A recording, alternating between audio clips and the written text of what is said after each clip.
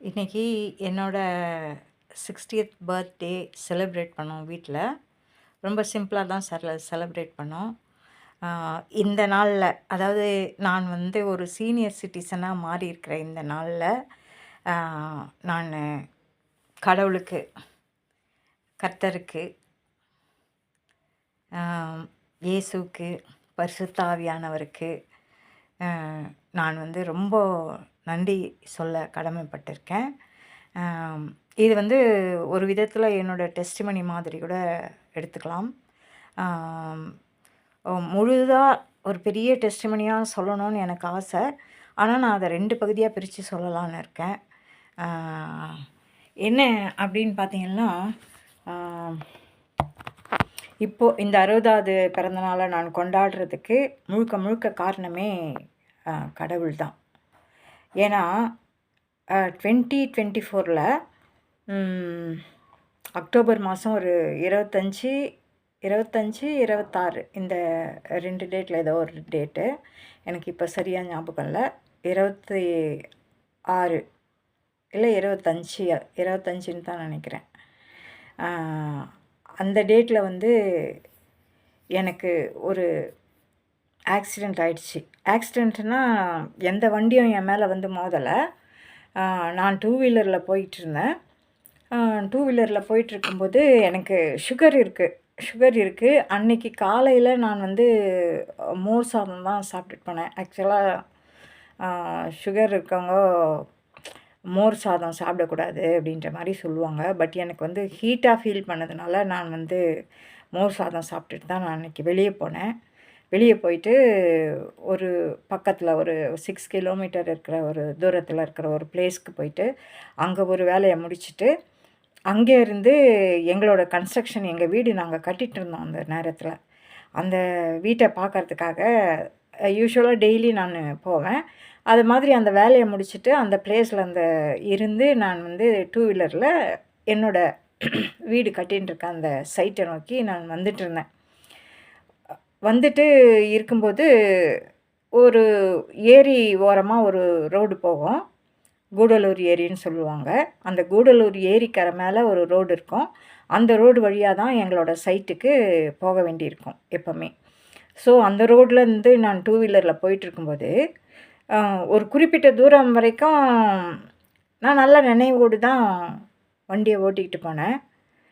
அதுக்கப்புறம் என்ன ஆச்சுன்னு எனக்கு தெரியாது. எனக்கு என்னோடய மண்டை வந்து ஒரு மரத்தில் இப்படி மோதும்போது தான் எனக்கு சுயநினைவே வந்தது. அப்போ அந்த இன்பிட்வீன் அந்த ஒரு ஃபியூ மினிட்ஸில் வந்து என்ன நடந்ததுன்றது எனக்கு தெரியாது. எனக்கு சுயநினைவு வரும்போது நான் ஆக்சிடெண்ட் ஆகிட்டு ஒரு மண்டையில் நானே தான் மோதிக்கிட்டு இருக்கேன். யாரும் என் மேலே எந்த வெஹிக்கிளும் வந்து மோதலை. நானே வந்து சுயநினைவு, எனக்கு திடீர்னு மயக்கம் வந்துட்டுருக்கு போல இருக்குது 2 வீலரில் போகும்போது. அப்போது அந்த ஏரி நான் லெஃப்ட் சைடு நான் போயிட்டுருந்தேன்.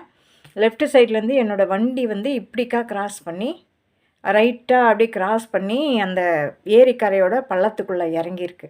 பள்ளத்துக்குள்ளே இறங்கி அந்த கரையில் மரங்கள்லாம் இருக்கும் இல்லைங்களா, அந்த மரத்தில் ஒரு முள் மரத்தில் இலந்தம் பழம் பழுக்கிற அந்த இலந்த மரம் முள்ளாக இருக்கும்.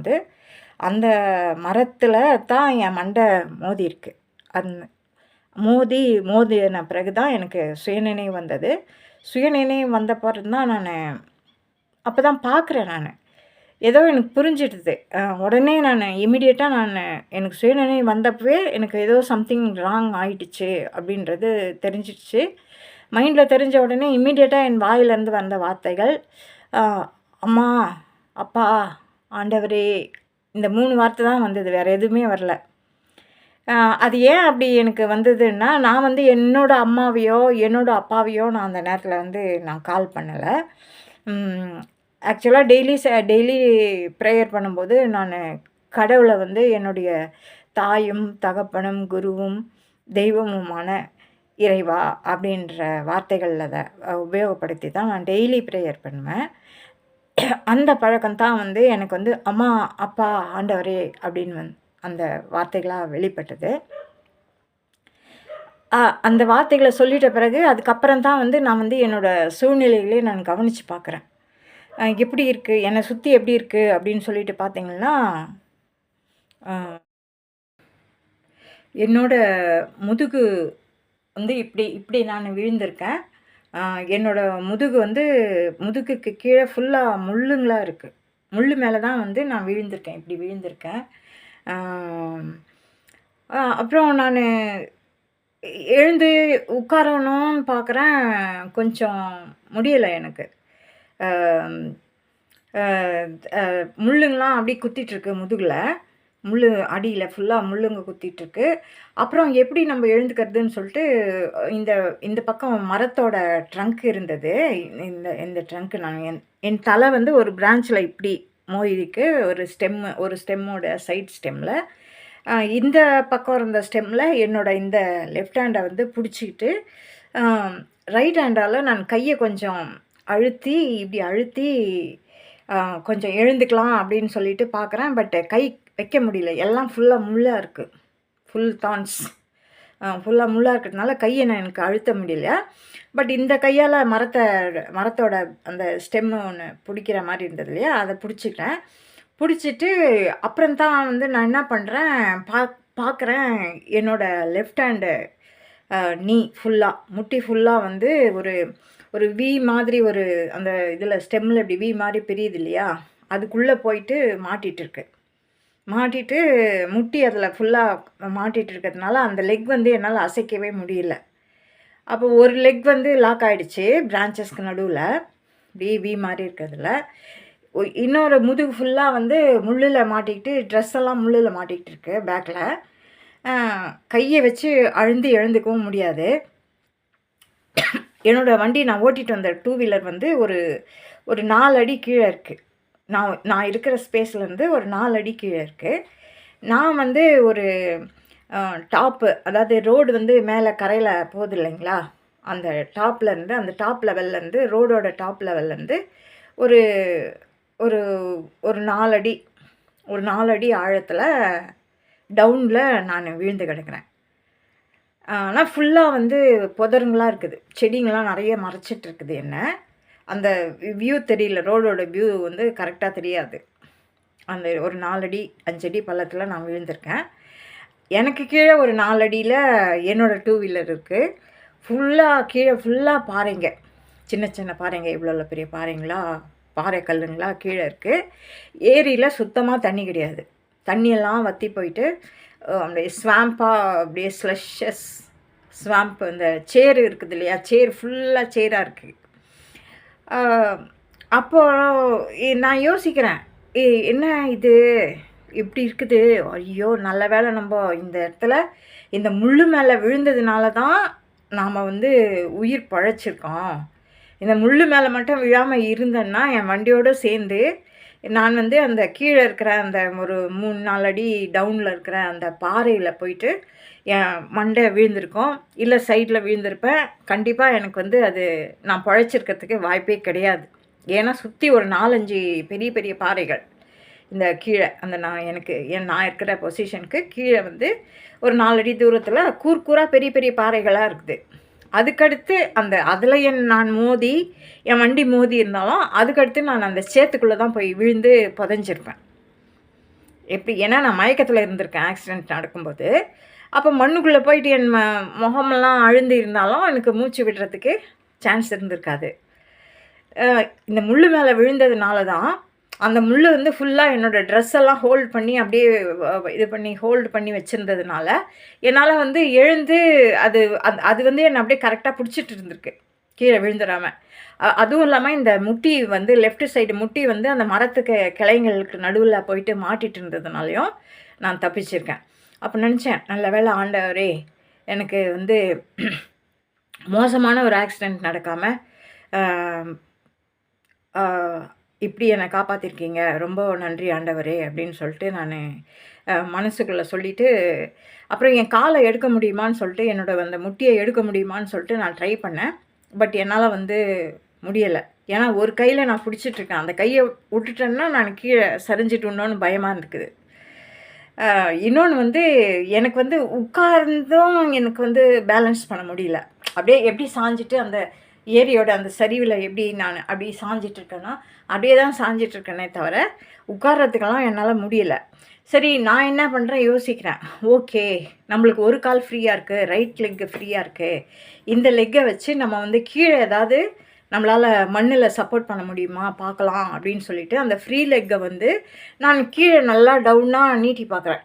இந்த ஏதாவது மண் எனக்கு தர மாதிரி எட்டுதா, இந்த காலை வச்சு நான் சப்போர்ட் பண்ணி எழுந்துக்க முடியுமா அப்படின்னு ட்ரை பண்ண பார்க்குறேன்.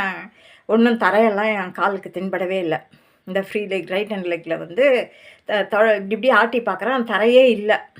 தரை வந்து ஏன்னா டவுனாக சரிஞ்சிக்கிட்டு போகிறதுனால அது தரை இல்லை. எனக்கு என் கால் வந்து ஊனி எழுந்துக்க முடியல தரையில் வச்சு. அப்போது அந்த மாதிரியான ஒரு சூழ்நிலையில் நான் என்ன எதையுமே நான் யோசிக்கல. ஓ இப்படி இருக்குது, காலம் நம்மளால் வைக்க முடியல கீழே இந்த ரைட் ஹேண்டை ரைட் சைடு ரைட் லெக்கை அப்படின்னு சொல்லிட்டு யோசிச்சுட்டு அப்புறம் வந்து சரி எந்த அளவுக்கு நம்மளால் ஓரளவுக்கு முடியுமோ அந்த அளவுக்கு நம்ம எழுந்து உட்கார ட்ரை பண்ணலாம் அப்படின்னு சொல்லிட்டு கொஞ்சமாக நான் நகர்ந்து மெதுவாக உடம்பெல்லாம் இது பண்ணி ஓரளவுக்கு பொசிஷனுக்கு இந்த இன்னும் கையை வந்து இந்த பிரான்ச்சஸில் இன்னும் நல்லா இறுக்கமாக இப்படி பிடிச்சி கொஞ்சம் லைட்டாக வந்து அந்த சைடாக இப்படியா இது பண்ணிவிட்டு நான் வந்து அதுக்கப்புறம் வந்து அந்த ரைட் லெக்கை வந்து கொஞ்சம் ஓரளவுக்கு அட்ஜஸ்ட் பண்ணி உட்காந்தேன். அந்த முள் மேலேயே கொஞ்சம் இது பண்ணிவிட்டு அப்படி லைட்டாக உட்காந்தேன். நான் ஃபுல்லாக உட்காந்தேன்னு சொல்ல முடியாது, பட் லைட்டாக உட்காந்தேன். ஏன்னா அந்த காலை வந்து எனக்கு அந்த சிட்டிங் பொசிஷனுக்கு எடுத்துகிட்டு வர முடிஞ்சது. அப்புறம் நான் அதுக்கடுத்து நான் எதுவுமே யோசிக்கவும் எனக்கு தெரியல. என்ன இது மாதிரி இருக்கமே, நம்ம இங்கே விழுந்துட்டுருக்கோமே, நம்ம எப்படி என்ன பண்ணுறது அப்படின்ற மாதிரி தனியாக வேறு இருக்கமே அப்படின்னு சொல்லிட்டு என்னை சுற்றி அந்த ஏரியில் பார்க்குறேன், ஒருத்தருமே இல்லை. தூரத்தில் ஒரு இடத்துல வந்து ஒரே ஒரு லேடி வந்து துணி துவைச்சிட்டு இருந்தாங்க தூரமாக. நான் கத்துனா கூட அவங்களுக்கு கேட்காது, அந்த மாதிரி அவங்க அவ்வளோ தூரத்தில் இருக்காங்க.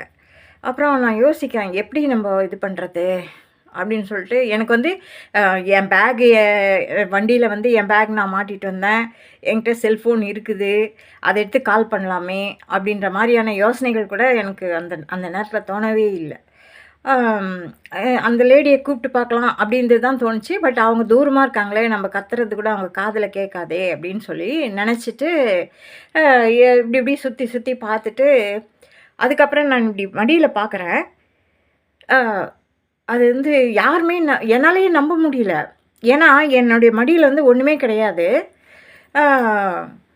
என் மடியில் வந்து என்னோடய ஹேண்ட்பேக் வந்து உட்காந்துட்டு இருந்தது பார்க்கும்போது.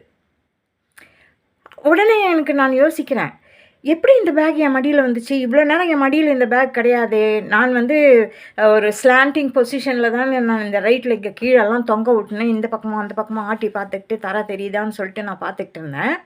அப்போல்லாம் என் மடியில் இந்த பேக் இல்லவே இல்லை. இப்போ நான் ஓரளவுக்கு பொசிஷன் பண்ணி லைட்டாக உட்காரக்கூடிய நிலைமைக்கு நான் வந்து இது பண்ணிட்டு இருக்கும்போது திடீர்னு எப்படி இந்த பேக் வந்துச்சு? அதுவும் இல்லாமல் இந்த பேக் வந்து என்னோடய ஹேண்ட்பேக் வந்து என்னோடய வண்டியில் தானே நான் ஃப்ரண்ட்டில் மாட்டியிருந்தேன். என்னோடய அந்த மிரர் இருக்கு இல்லையா, அந்த மிரருக்குள்ளே அந்த இதெல்லாம் அதோட கைப்பிடியெல்லாம் விட்டு இப்படி உள்பக்கமாக தானே நான் அந்த பேக்கை வச்சுருந்தேன். இந்த பேக் அப்படியே இருந்தாலும் வண்டி கூட சேர்ந்து தானே விழுந்திருந்துருக்கணும் அவங்க. எப்படி என் மடியில் இப்படி வந்திருக்கு அப்படின்னு சொல்லிட்டு யோசிக்கிறேன். இது எப்படி இந்த பேக் என் மடியில் வந்துடுச்சு அப்படின்னு சொல்லிட்டு யோசிக்கும் போதே பார்த்தீங்கன்னா கரெக்டாக பாதி ஃபோன் வந்து அந்த பேகு திறந்து அந்த பேக்கில் இப்படி வெளியில் நீட்டின்ட்டுருக்கு.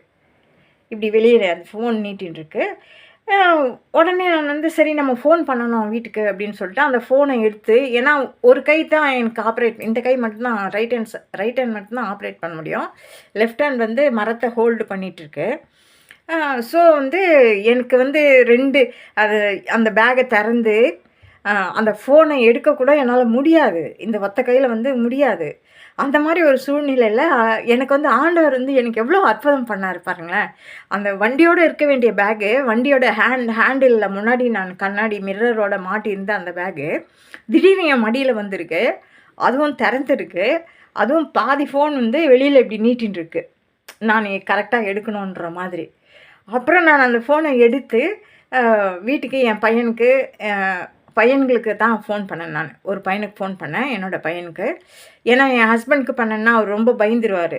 அதனால் நான் வந்து பையனுக்கு ஃபோன் பண்ணி, இதை மாதிரி எனக்கு ஆயிடுச்சு, நான் இங்கே விழுந்து கிடக்கிறேன் இந்த ஏரி இதுக்குள்ளே, நீ வந்து எப்படி இது பண்ணி நீ பொறுமையாக அவருக்கு சொல்லிவிட்டு, வீட்டில் அவருக்கு சொல்லிவிட்டு நீங்கள் வாங்க எல்லோரும் வந்து என்னை காப்பாற்றுங்க அப்படின்னு சொல்லி நான் ஃபோன் பண்ணுறேன். ஃபோன் பண்ணிவிட்டு அப்படி நான் எனக்கு வந்து ரொம்பவே ஆச்சரியமாகவே இருந்தது. அப்படின்னு நான் மனசு பூரா நான் நன்றி சொல்லிகிட்டே இருக்கேன். அது வந்து ஒரு அற்புதம் தான், அற்புதம் அது. நிஜமாலுமே அது ஒரு மிராக்கிள் அது. ஏன்னா நீங்களே பாருங்களேன், அந்த வண்டி ஹேண்ட்பேக்கில் மாட்டியிருந்த அந்த பேக் வந்து என் மடியில் வந்து இருக்கிறது எனக்கு எனக்கு கண்டிப்பாக தெரிஞ்சிடுச்சு. இது வந்து ஒரு பெரிய பெரிய மிராக்கிள், கடவுள் நம்மளுக்கு செஞ்சுருக்க பெரிய மிராக்கிள் அப்படின்னு சொல்லிட்டு மனசு பூரா தேங்க்ஸ் சொல்லிகிட்ருக்கேன். ஒரு பக்கம் அப்படி, இன்னொரு பக்கம் பார்த்தீங்கன்னா, ஐயோ இந்த இந்த இடம் வந்து எவ்வளோ டேஞ்சரான இடம். நான் எத்தனை வாட்டி வந்து நாங்கள் அந்த பக்கம் போகும்போதும் வரும்போதும் கோப்ரா, இன்னும் வேறு விதமான விஷப்பாம்புகள்லாம் வந்து இந்த இடத்துங்களில் ரோட்டில் கிராஸ் பண்ணி இங்கே போகிறதும், இந்த பக்கம் இருந்து அந்த பக்கம் போகிறதும், டூ வீலர்காரங்களாம் நிறுத்திடுவாங்க. அதுங்க மேலே ஏற்றக்கூடாது அப்படின்றதுக்காக நிறுத்திட்டு, நாங்கள்லாம் கூட நிறுத்திட்டு அதுங்கெல்லாம் கிராஸ் பண்ணி போன பிறகு வண்டி எடுத்துகிட்டு போன சம்பவங்கள்லாம் கூட நடந்திருக்கு. நிறைய வாட்டி பார்த்துருக்கோம். பெரும்பாலும் ஒவ்வொரு ஈச் அண்ட் எவ்ரி டைம் நம்ம அந்த ரோட்டில் போகும்போதும் ஏதாவது ஒரு இடத்துல அந்த விஷப்பாம்புங்களை நம்ம பார்க்க முடியும். அந்த மாதிரியான ஒரு விஷப்பாம்புகள் வந்து இப்போது இந்த இடத்துல இருந்து நம்மளை கடிச்சு போட்டிருந்தா என்ன வருது, உயிரே போயிருக்கோமே, செத்து போயிருப்போமே. ஆனால் அப்படியெல்லாம் எதுவும் ஆகாமல் கடவுள் நம்மளை வந்து உயிர் பிழைக்க வைக்கணும் அப்படின்றதுக்காக எப்படி ஒரு மிராக்கிள் நம்மளுக்கு செஞ்சுருக்காரு ஆண்டவரே. நான் வந்து பைபிளில் வந்து மிராக்கிள்ஸ் வந்து நடந்ததை படிச்சிருக்கேன். ஆனால் வந்து என்னோடய லைஃப்லேயே வந்து இந்த மாதிரியான ஒரு மிராக்கிள்ஸ்லாம் வந்து நடக்கிறது, அது இன்னும் கரெக்டாக சொல்லணும்னா எனக்கு வந்து இது வந்து 3வது மிராக்கிள். எனக்கு இந்த உயிரை எனக்கு கடவுள் காப்பாற்றி கொடுத்தது வந்து அந்த பேகு, அந்த வண்டியில் முன்னாடி மாட்டியிருந்த பேக் வந்து எவ்வளோ நேரம் கழித்து அது உடனே வந்து என் மடியில் இருந்திருந்தால் கூட அதை நான் மிராக்கிள்னு ஒத்துக்கிட்டு இருக்க மாட்டேன். என் மனசு வந்து ஒத்துக்கிட்டு இருக்காது. சரி நம்ம மடியில் தான் பேக் இருக்கே அப்படின்ற மாதிரி நினச்சிருக்கோம். ஆனால் அப்படிலாம் இல்லாமல் நான் எவ்வளோ ஸ்ட்ரகிள் பண்ணி எழுந்துக்கிறதுக்கு, உட்கார்றதுக்கு, கீழே தர தெரியுதான்னு பார்க்குறதுக்கு எல்லாத்துக்கும் ஸ்ட்ரகிள் பண்ணி நான் அவ்வளோ ட்ரை பண்ணி பார்த்துட்டு அப்புறம் எப்படியோ நான் என்னால் ஓரளவுக்கு ஒரு சிட்டிங் பொசிஷனுக்கு வந்த அப்புறம் திடீர்னு நான் பார்க்கும்போது பார்த்தீங்கன்னா அந்த பேக் இருக்கிறது really really really miracle. I thank really Jesus. Jesus I thank you. My God, my Father, I thank you. Holy Spirit of the Lord, you are with me. Thank you so much. நான் உங்கள் எல்லாருக்கும் முன்னாடியும் நான் ஆண்டவருக்கு வந்து இந்த miracle நடத்தி கொடுத்ததுக்காக நான் ரொம்ப நன்றி சொல்கிறேன். அதுக்கப்புறம் வந்து எங்கள் வீட்டிலேருந்து வந்தாங்க, எல்லாருமே வந்தாங்க. என் 2 பையனுங்க வந்தாங்க, என் மருமகன், என்னோடய ஹஸ்பண்ட் எல்லாருமே வந்தாங்க. ஆனால் வந்து என்னன்னா பாருங்களேன், அவங்க வந்து நான் இருக்கிறதுக்கு நேராக மேலே இருக்காங்க, ரோடு மேலே இருக்காங்க. அவங்க அங்கேருந்து பார்க்குற என்னை வந்து பார்க்க முடியல. ஏன்னா இன் பிட்வீன் நடுவில் வந்து அந்த புதர் செடிகள்லாம் உயரமாக வளர்ந்து வியூவை மறைக்குது. அவங்களால என்னை பார்க்க முடியல. ஆனால் நான் கீழே இருந்து நான் இப்படி பார்க்குறேன், அவங்கள இருந்து தலையை இது பண்ணி பார்க்குறேன். அவங்க நிற்கிறது எனக்கு தெரியுது. அவங்க பேசிக்கிறதும் என் காதில் கேட்குது. அவங்க பேசிக்கிறாங்க, ஐயோ இங்கே தானே எங்கேயோ விழுந்துட்டோன்னு சொல்லிச்சு, எந்த இடத்துல போய் நம்ம தேடுறது, ஒரே புதராக இருக்குதே, எந்த இடத்துலன்னு கரெக்டாக நம்மளுக்கு தெரியலையே அப்படின்றது என் தலைக்கு மேலேயே அந்த மேலே ரோட்டில் இருந்துக்கிட்டு எல்லாரும் பேசுகிறது எனக்கு கேட்குது. நான் இங்கேருந்து சொல்கிறேன், நான் இங்கே இருக்கேன், இங்கே தான் இருக்கேன், உங்களுக்கு நேராக தான் இருக்கேன், நான் கீழே இருக்கேன் நான் அப்படின்னு சொல்லிட்டு நான் கத்துறேன். நான் கத்துறது அவங்களுக்கு கேட்கவே இல்லை. ஆனால் அவங்க பேசுகிறது எனக்கு கேட்குது. இதை மாதிரியான ஒரு சூழ்நிலை. அப்புறம் வந்து சரி ஏரிக்கு உள்ள பக்கமாக நம்ம தேடி பார்க்கலான்னு சொல்லிட்டு என்னோடய பெரிய பையனும் என்னோடய மருமகனும் 2 பேரும் வந்து அந்த பக்கமாக அந்த லாஸ்ட்டில் போயிட்டு அந்த மூலையில் போயிட்டு கீழே இறங்கி ஏரிக்கு உள் வழியாக, அதான் தண்ணி இல்லை இல்லையா, அங்கெல்லாம் கொஞ்சம் நல்லா ட்ரையாக காஞ்சி போயிருந்தது. நான் இருக்கிற இடத்துல தான் சேர் இருந்தது கீழே. அந்த இடம் வழியாக அப்படியே வந்து தேடி பார்க்குறாங்க. நான் உட்காந்துருக்க இடத்துலேருந்து ஒரு 10 அடி தூரத்துக்கு முன்னாடி வரைக்கும் வந்து அவங்க வந்து என்னை தேடி பார்த்துட்டு, அவங்க இல்லை நம்ம போகலாம் அப்படின்னு சொல்லிட்டு திரும்பி போகிறாங்க. அப்புறம் நான் வந்து கத்துறேன், நான் இங்கே இருக்கிறேன், இங்கே பாருங்கள் நான் இங்கே இருக்கிறேன் அப்படின்னு சொல்லிட்டு கத்துறேன். அவங்க பார்க்கவே இல்லை. அப்புறம் எனக்கு ஒரு மாதிரி ஆயிடுச்சு, என்னடா அது இவ்வளோ தூரம் வந்துட்டு நம்மளை விட்டுட்டு இவங்க வேற எங்கன்னா போய் தேடுவாங்க போல இருக்கே அப்படின்னு சொல்லிட்டு என்னால் முடிஞ்ச அளவுக்கு கத்துறேன். ஆனால் அவங்களுக்கு கேட்கவே இல்லை. அப்புறம் தற்செயலாக ஒரு 4-5 ஸ்டெப்பு அவங்க திரும்பி போயிட்டு இப்படி திரும்பி பார்க்கும்போது நான் நல்லா கையை இப்படி இப்படி ஆட்டி ஆடுறத அவங்க கவனிச்சுட்டாங்க. கவனிச்சுட்டு அதுக்கப்புறம் அவங்க வந்து என்னை காப்பாற்றி எஸ்ஆர்எம் ஹாஸ்பிட்டலுக்கு இட்டுன்னு போயிட்டு என்னை அட்மிட் பண்ணி எனக்கு அன்னைக்கு மட்டும் அந்த அற்புதம் நடக்கலைன்னா, கடவுள் எனக்கு நடத்தி கொடுக்கலன்னா, கண்டிப்பாக நான் உயிர் பழைச்சிருக்கவே முடியாது. நான் என் வீட்டில் யாரையும் கால் பண்ணியிருக்க முடியாது. மறுபடியும் எனக்கு மயக்கம் வந்திருந்திருக்கலாம், இல்லை பாம்பு ஏதாவது கடிச்சிருந்துருக்கலாம், இல்லை சம்டைம்ஸ் ஒரு சாயங்காலமாகி போயிட்டு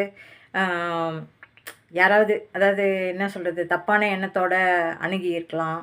ஒரு நகையை எடுக்கணுன்றதுக்காகவோ, இல்லை வேறு மாதிரியாகவோ என்னெல்லாமோ நம்ம நினச்சி பார்த்தா என்னென்னலாம் நடந்திருக்கிறதுக்கு சான்ஸ் இருக்குது. அப்படிலாம் எதுவுமே நடக்காமல் எனக்கு அந்த ஆக்சிடெண்ட் ஆகியிருந்தாலும் இப்படி அற்புதமாக என்னை காப்பாற்றின ஆண்டவருக்கு இந்த நாளில் என்னுடைய 60வது பிறந்த நாளில் நான் உங்கள் எல்லார் எதிர்க்கும் நான் வந்து ஒரு டெஸ்டிமனியாக இந்த நன்றியை சொல்கிறதுல எனக்கு ரொம்ப சந்தோஷம். I love my God, I love my God Jesus, I love my God the Father, I love my God, my teacher, my helper, Holy Spirit. I thank God, Trinity, Jesus. What I don't know how to call them, but my God, Jesus. Yes, thank you. Thank you, Jesus. Thank you, Father. Thank you, Holy Spirit of the Lord. Thank you so much. என்னோட testimony இதோட முடிஞ்சிக்கல. இன்னும் நான் சொன்னேன் இல்லையா, எனக்கு 3 miracles நடந்திருக்குன்னு சொல்லிட்டு. இது வந்து 3வது மிராக்கிள். இதுக்கு முன்னாடி 2 மிராக்கிள்ஸ் நடந்திருக்கு. அதை பற்றியும் நான் உங்களுக்கு சொல்லணும். இன்றைக்கி நான் உயிரோடு இருக்கிற காரணம் அந்த மிராக்கிள், ஆண்டவர் நடத்தி கொடுத்த மிராக்கிள் தான்றதை எல்லாருக்கும் முன்னாடியும் நான் பெருமையோடு சொல்லிக்கட்டுறதுல பெருமையாடுறேன். ஆண்டவருக்கு சாட்சியாக நான் இது என்னோடய சாட்சி. தேங்க்யூ.